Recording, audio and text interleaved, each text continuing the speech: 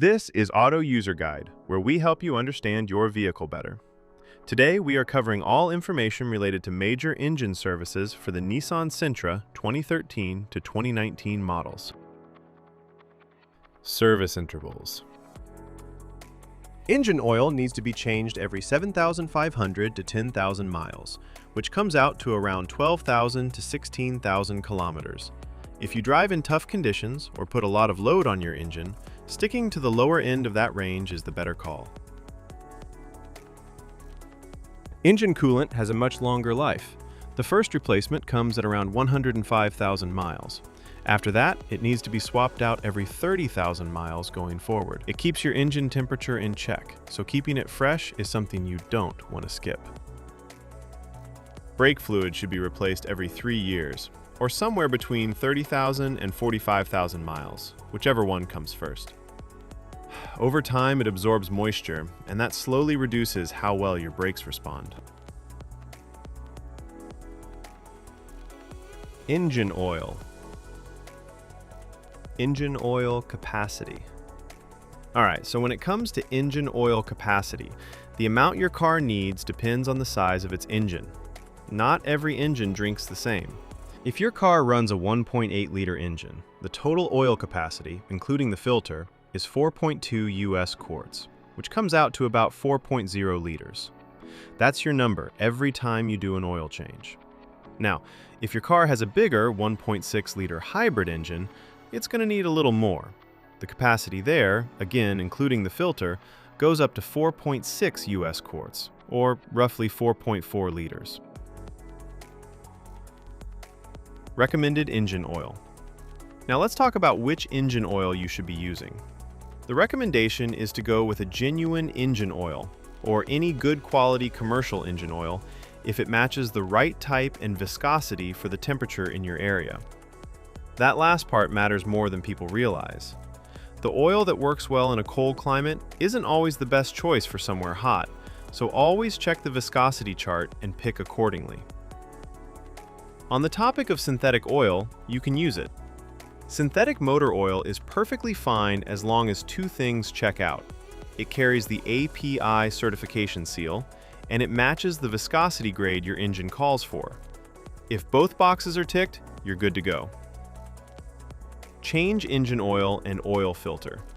Before anything else, change your oil and filter based on the maintenance message that shows up on your driver information display.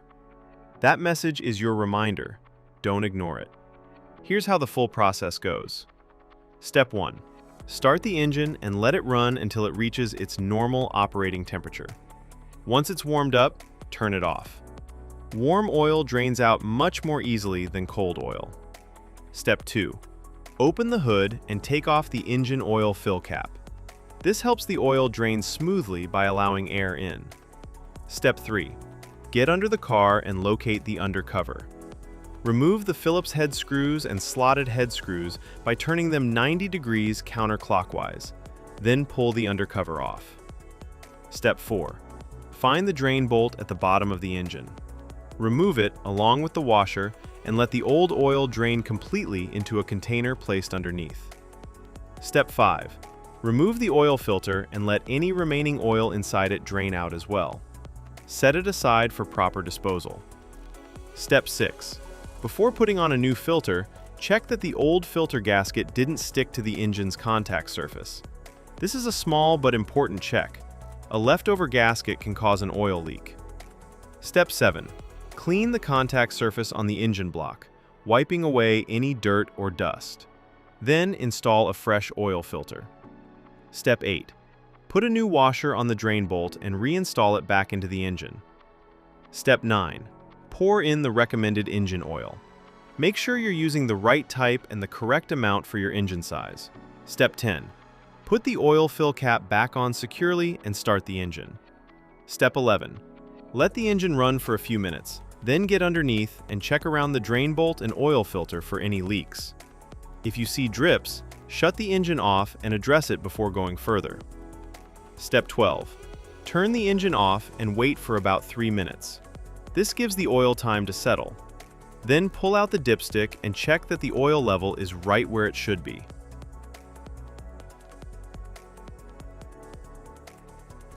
Now we're moving on to coolant and fluid specifications. Keeping your coolant at the right level is just as important as your engine oil. It keeps your engine from overheating and running into serious problems. Engine coolant, radiator.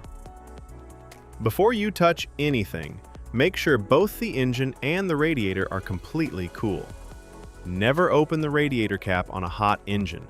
The pressure inside can cause boiling coolant to spray out and burn you. Once everything is cool, place your hand on the radiator cap and turn it just 1/8 of a turn counterclockwise. This releases any built-up pressure inside the cooling system. Give it a moment to settle. Now push the cap down and continue turning it counterclockwise to fully remove it. Look inside and check the coolant level. It should be right up to the base of the filler neck. If it's sitting lower than that, go ahead and top it up with the correct coolant. Once the level is good, place the radiator cap back on and tighten it fully. Make sure it's secure before you close the hood. Engine coolant, reserve tank. Again, before checking anything, make sure the engine and radiator have cooled down completely. Now locate the reserve tank. It's a small, translucent container usually sitting near the radiator. Look at the side of the tank and check where the coolant level sits. If it's below the minimum mark, add the specified coolant slowly until it reaches the maximum mark. Don't go above it. Once the level is good, take a moment to inspect the cooling system for any leaks. Look around the hoses, the radiator, and the reserve tank itself. If you notice any drips or wet spots, that's something that needs attention before you drive the car. Now, let's talk about replacement of brake fluid. Checking your brake fluid is straightforward.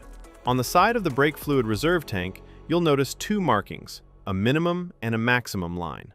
Your fluid level should always be sitting somewhere between those two marks. If the level is at or near the minimum mark, you need to top it up. Don't let it drop below that line. Low brake fluid can affect how your brakes respond, and that's not something you want to find out about while you're driving. At the same time, don't overfill it past the maximum mark either. Just keep it in between and you're in good shape. One thing worth mentioning for those driving a manual transmission model, your brake fluid reserve tank also takes care of the clutch fluid. It's the same tank serving both systems. So, as long as you're keeping the brake fluid level between the minimum and maximum marks like we just discussed, you don't need to check the clutch fluid separately. It's already covered. Tire rotation schedule. Tire rotation is one of those maintenance steps that people often overlook, but it makes a real difference in how long your tires last. Generally, you should be rotating your tires every 5,000 to 10,000 kilometers. If your vehicle manufacturer recommends a different interval, go with that instead. Tires without rotation marks. The diagram on screen shows the rotation pattern for tires without rotation marks. These are also called non-directional tires. Because they don't have a fixed direction of rotation, you have more flexibility in how you rotate them.